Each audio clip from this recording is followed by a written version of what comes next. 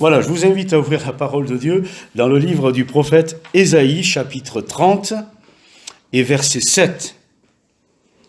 Lecture que j'ai faite il y a quelques jours et je dois vous avouer que ce passage m'a interpellé. Comme quoi c'est bien de lire et de relire la parole de Dieu parce qu'on oublie et puis il y a des choses qu'on n'a pas vues comme on peut les revoir. Et c'est ce passage-là, Ésaïe 30, verset 27. 27. J'ai dit 7. Pardon. Voici le nom de l'Éternel vient de loin. Et on va garder cela comme la base du message de ce matin. Le nom de l'Éternel vient de loin.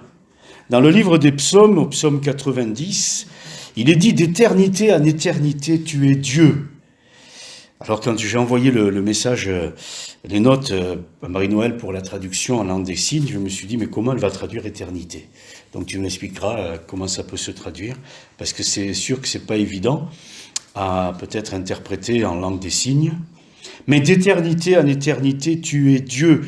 Et nous sommes des êtres humains avec une durée de vie limitée, une fragilité qui est quand même importante, parce que la moindre perturbation, non pas atmosphérique, mais de pourcentage d'oxygène dans le sang, c'est fini. On n'est plus rien.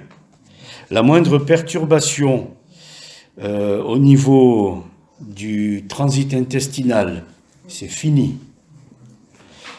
La moindre perturbation au niveau des vaisseaux du cerveau, et c'est fini, on n'est plus en bon état. Donc ceux qui pensent qu'ils sont forts, en fait, il faut qu'ils le pensent très vite, à l'instant T. Parce que peut-être que dans un moment, ils ne seront pas si forts que ça. Donc nous sommes limités. Nous ne sommes que des grains de poussière qui s'agitent. Et lui, il est l'Éternel. D'éternité en éternité. L'éternité, c'est au-dessus de nous. Il y a le temps. Dieu a fait une parenthèse dans l'éternité, il a créé le temps. C'est-à-dire nos vies, nos existences, qui ont un début, un déroulement et une fin. Mais il y a avant ce début, et il y aura après cette fin. Et c'est l'éternité. Avant ce début, il y a l'éternité. Et après cette fin de nos vies ici-bas, il y a encore l'éternité. Dieu est dans l'éternité. Et nous sommes dans des parenthèses d'un temps qui s'écoule d'une durée de quelques années. Avant que tu aies créé la terre, tu es Dieu. Psaume 90. Essayons de réaliser cela. Avant de créer la terre, tu es Dieu. On essaie d'aller voir sur les autres planètes ce qu'il peut y avoir, les traces qu'ils peuvent encore être. Et il y a un Dieu au-dessus de tout cela, qui a créé les choses dans des dimensions qui nous impressionnent.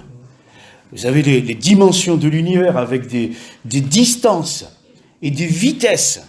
La vitesse de la lumière, 300 000 km à la seconde. Et vous imaginez, le périmètre de la Terre fait 40 000 km. Et la lumière fait 300 000 km à la seconde. Donc combien de fois la lumière fait le tour de la Terre en une seconde? Imaginez. Nous, il nous faut 1h15 pour aller à Île-Rousse. Et puis dans des dimensions infimes, il a créé des toutes petites choses, et quand on les regarde, ces petites choses sont encore grandioses en elles. Il est dans la dimension de l'éternité, et nous ne sommes que dans des parenthèses. Trop souvent, nous regardons nos vies un petit peu comme, essayez de l'imaginer, ou alors vous le faites carrément, les enfants, vous prenez un petit bout de tuyau, plastique, et vous regardez comme ça le jardin autour de vous. Et finalement, vous allez toujours voir une petite partie. Puis il faut enlever et ouvrir les deux yeux pour voir tout l'ensemble. Et trop souvent, nos vies, nous regardons des petites parties.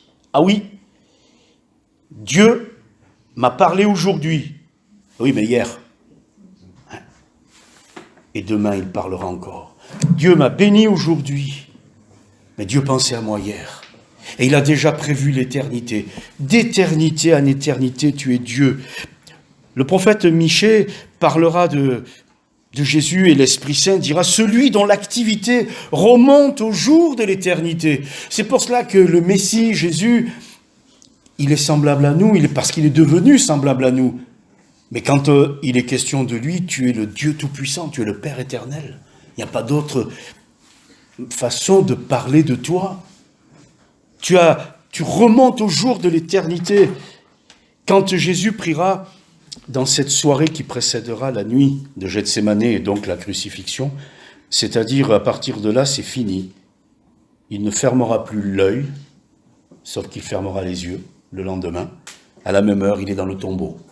Il est dans la mort. Et donc ce soir-là, il prie. Il y a des moments dans nos vies où nos prières ont une importance particulière. Parce que c'est compliqué, c'est difficile. Il est en train d'établir la Sainte Seine, il pense à l'Église.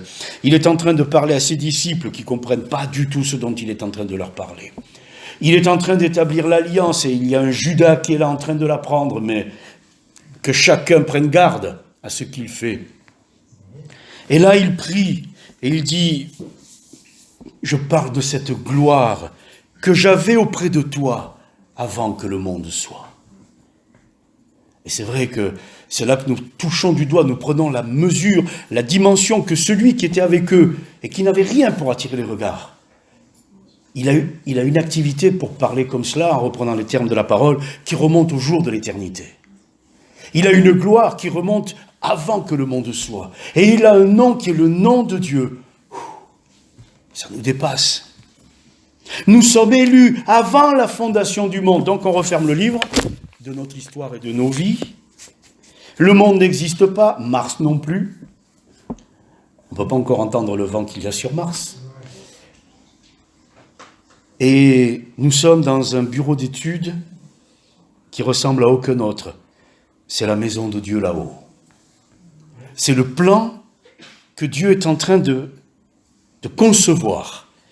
Moi, j'étais dans un bureau d'études, on installait des systèmes techniques, et je vous avoue qu'il faut être concentré, parce qu'il ne faut rien oublier pour que ça marche à l'arrivée. C'était des tables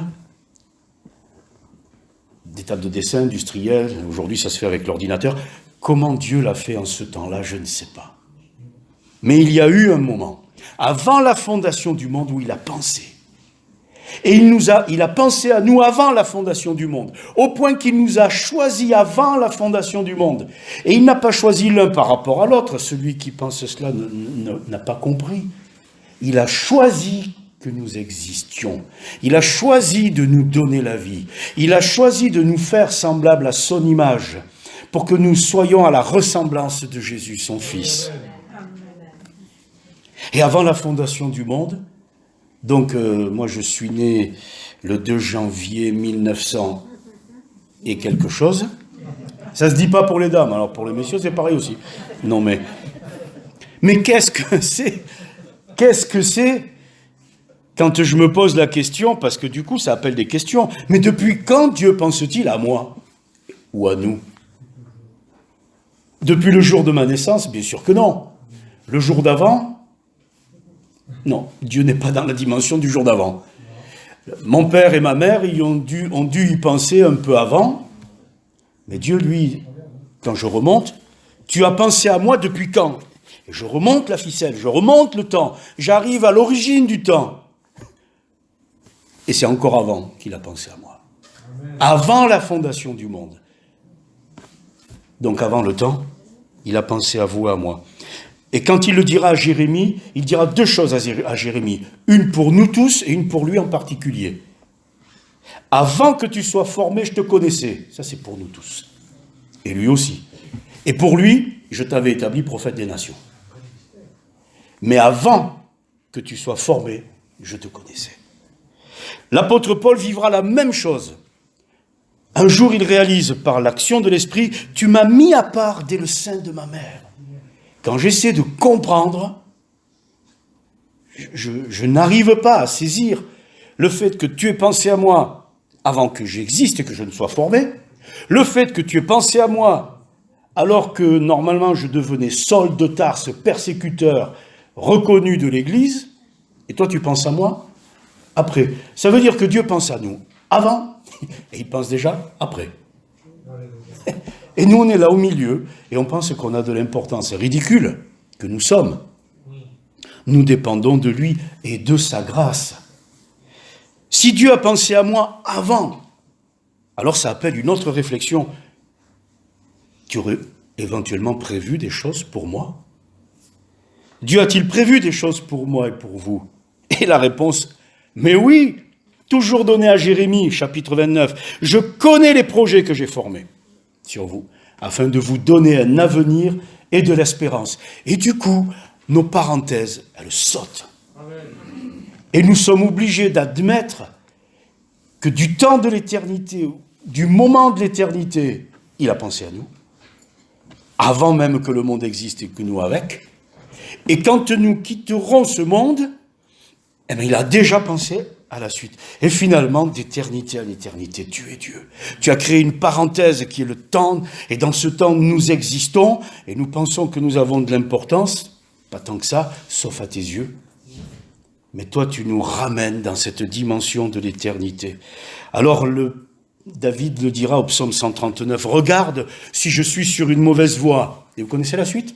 « Et conduis-moi sur la voie de l'éternité. » Tous les chemins mènent quelque part, mais il n'y en a qu'un qui est celui de l'éternité.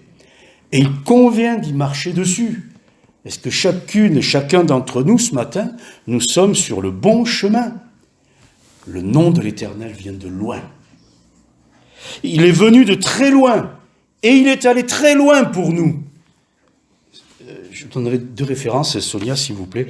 Luc 19, 12, et tout à l'heure, on ira dans 1 Corinthiens 15, 54. Luc 19, 12.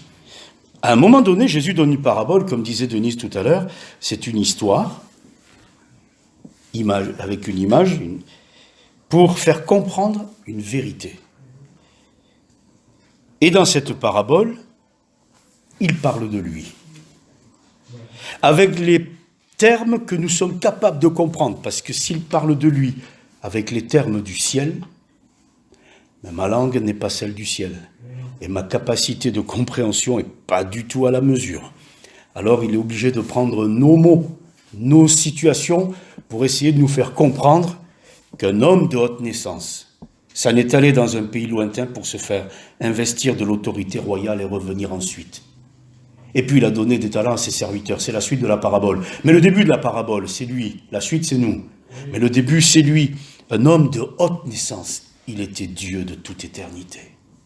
C'est lui. Ça n'est allé dans un pays lointain. Le nom de l'Éternel vient de loin. Mais lui, il est venu de loin donc. Sur la terre des hommes. Qui a cru? Qui a reconnu? Qui l'a accepté facilement? Dès la première fois où il a entendu parler de lui, ils ne sont pas nombreux ceux-là. Il est venu sur la terre des hommes, il est allé jusque sur la croix, il est allé jusque dans la mort. Il est venu de loin pour nous et il est allé très loin pour nous.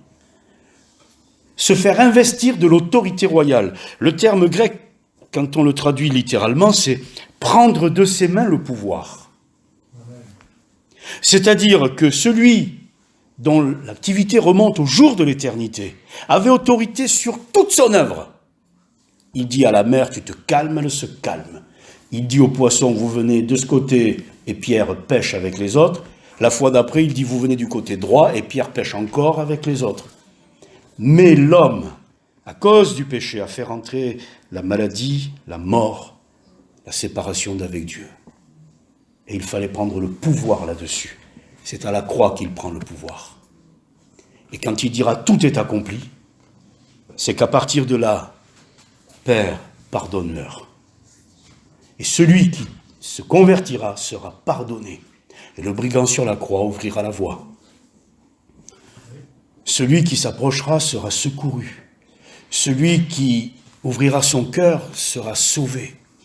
Il est venu prendre le pouvoir avec ses mains. C'est pour cela qu'elles ont été clouées, ses mains.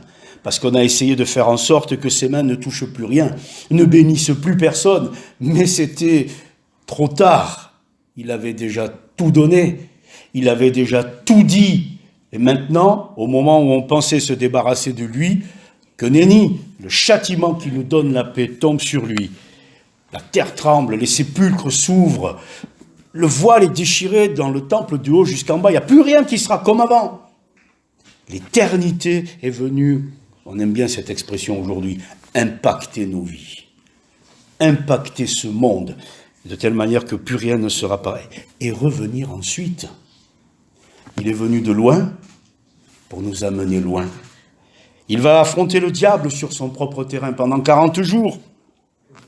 Lui-même ne tente personne, mais il a été tenté par le diable sur son propre terrain. Là où l'homme a chuté, lui, il a vaincu. Et il nous donne la victoire. C'est pour cela que Matthieu 6, comme on dit, le Notre Père, se termine ainsi, ne nous induis pas en tentation, mais délivre-nous du malin. Ce qui signifie ne nous laisse pas dans un état de tentation. Et délivre-nous. Ce qui veut dire que vous et moi, lorsque nous voyons arriver la tentation qui frapperait encore à la porte, nous avons désormais la capacité de dire non. Non pas avec nos forces, parce qu'avec nos forces, on n'y est pas arrivé, et on n'y arrivera pas plus aujourd'hui, mais avec lui, oui. Avec sa force, oui. Il va sur la croix, il donne sa vie sur la croix. C'est vrai que humainement, il n'a rien pour attirer le regard, mais j'oserais dire, il n'y a que ça. Parce que tout le reste, même le centenier dit assurément cet homme était fils de Dieu. L'apparence est modeste, l'apparence est simple, mais c'était voulu. Parce que le plus important, ce n'était pas l'apparence, c'était le fond. Et fondamentalement, il est venu chercher, sauver ce qui était perdu. Il est venu vaincre le diable sur son propre terrain. Il est venu remporter la victoire sur la mort. Où est ta victoire? Où est ton aiguillon? Il est allé dans le séjour des morts et il est ressuscité, parce qu'il n'était pas possible que la mort le tienne. Il est venu de loin, il est allé loin, pour nous amener loin. Il veut nous amener très loin, tout changer. Vous et moi, deux possibilités se présentent à nous. Laquelle des deux vivrons-nous? Je l'ignore. Résurrection ou enlèvement? Si le Seigneur tarde et que nous quittons ce monde, à son retour, les morts en Christ ressusciteront premièrement, et les vivants qui seront restés, si le Seigneur vient pendant que nous sommes là, nous serons enlevés. Donc résurrection ou enlèvement. Mais dans tous les cas, on part pour l'éternité. Amen. Son nom vient de loin. Il est venu de loin nous chercher, nous sauver, parce qu'il veut nous amener loin, jusque dans l'éternité. Et maintenant, Sonia, s'il vous plaît, 1 Corinthiens 15, 54. On passe vite fait sur cette phrase trop souvent, et pourtant elle a toute son importance. Lorsque ce corps corruptible aura revêtu l'incorruptibilité, et que ce corps mortel aura revêtu l'immortalité. Il a fallu attendre Hollywood pour avoir les incorruptibles, et des films sur les immortels. J'oserais dire, sans trop plaisanter, il y a un moment que Dieu a tout classé, a tout réglé. Il a une perspective pour nous d'incorruptibilité. C'est-à-dire que nous ne serons plus ni malades ni souffrants dans cette dimension d'éternité. Et que nous serons immortels. La mort est rentrée dans le cortège de la séparation d'avec Dieu. Dieu avait dit, le jour où tu en mangeras, comme nous pourrions dire le jour où tu coupes cette fleur, elle meurt. Elle ne va pas sécher à l'instant T, mais à partir de là, le processus de mort est enclenché. Elle est coupée de la racine nourricière. Bien, le jour où l'homme a désobéi à Dieu, spirituellement, il est mort. Physiquement, ça va arriver un peu plus tard. Quelques décennies plus tard. 120 ans pour les plus âgés. Mais c'est fini dès le départ. Et il nous a ressuscités ensemble. Ça veut dire que l'éternité a déjà commencé dans nos vies. Et il va créer un nouveau ciel et une nouvelle terre. Ce que Dieu fait est grandiose. Et comme nous nous réjouissons aujourd'hui du monde, parce c'est son œuvre, c'est sa création, eh bien, il ne peut pas nous dire, parce qu'on n'a pas la capacité de tout comprendre, ce que sera le nouveau ciel et une nouvelle terre. On sait juste qu'il y aura des rues pavées d'or, qu'il y aura des maisons, qu'il y aura un soleil, mais qui ne sera pas comme celui-là, on pourra rester longtemps sans se brûler. ce sera une dimension d'éternité. Et nous serons immortels. Ça veut dire que nous allons retrouver tous ceux qui nous auront précédés dans la foi. Dans une dimension d'éternité. Immortelle. Que quelqu'un soit parti vite, un enfant, et c'est terrible. Que quelqu'un soit parti, il avait presque 100 ans, c'était le moment. Hein. Parce que les personnes qui arrivent près de 100 ans, elles le disent tous. C'est le moment, il faut que je parte. Alors, on dit pour celui qui a près de 100 ans, c'est le moment, et on dit pour l'autre, c'est pas le moment. Mais de toute façon, un jour, un mois, un an, 100 ans, qu'est-ce que c'est devant l'éternité? C'est pour cela qu'aux yeux de Dieu, c'est tout aussi important pour l'un que pour l'autre. Que l'enfant qui part, que le vieillard qui part. Parce que pour lui, nous ne sommes pas un bébé, ou excusez le terme, un vieux. Nous sommes cet être qu'il a créé à son image, à sa ressemblance. Et dont le temps fait que, physiquement, il accuse le coup. Mais ça, c'est l'extérieur. Mais Dieu ne regarde pas à l'extérieur, il regarde au cœur. On l'a bien compris. Alors il vient de loin, et il veut nous amener très loin, et je termine. Lui, il est prêt. Il a tout accompli. Il est fidèle. Et il nous prépare une place. Alors, la question qui suit, c'est, Seigneur, et moi là? Ben, prépare-toi à la rencontre de ton Dieu. Son nom vient de loin. Il est venu de loin nous chercher, nous sauver, et il veut nous amener très très loin. Il a tout accompli. Il est fidèle pour que tous ceux et celles auxquels il s'est adressé, eh bien, il va les accompagner tous les jours jusqu'à la fin du monde.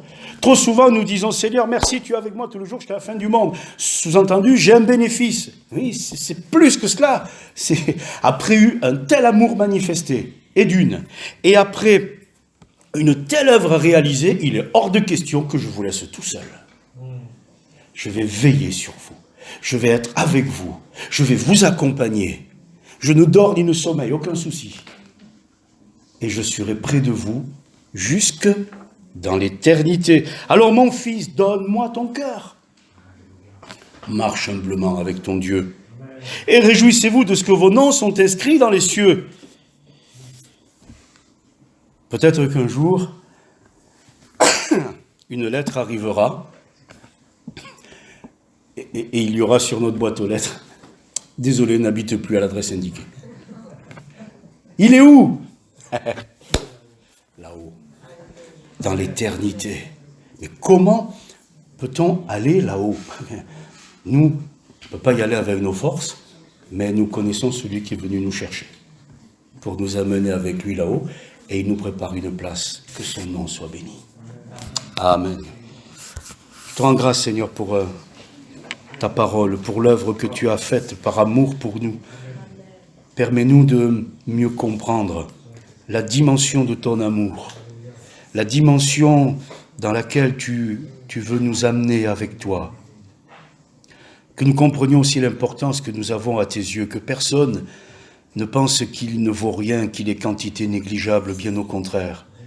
Seigneur, nous avons une telle importance à tes yeux que tu as quitté le ciel pour venir nous chercher, chacun individuellement. Pour cela, te disons un grand merci. Que ce matin, celui ou celle qui n'aurait pas encore ouvert son cœur puisse l'ouvrir. Parce que toi, tu es prêt, tu as tout accompli. Et tu nous dis, mais prépare-toi. Alors, Seigneur, que ces moments puissent servir à la préparation, pour qu'un cœur encore s'ouvre de ceux qui sont présents dans ce lieu, de ceux qui ne sont pas là, parce que tu aimes les uns comme les autres. Et si, Seigneur, dans ton projet, tu fais de nous tes serviteurs et tes servantes, et c'est cela que tu veux, que nous puissions être utiles entre tes mains pour que d'autres viennent à toi.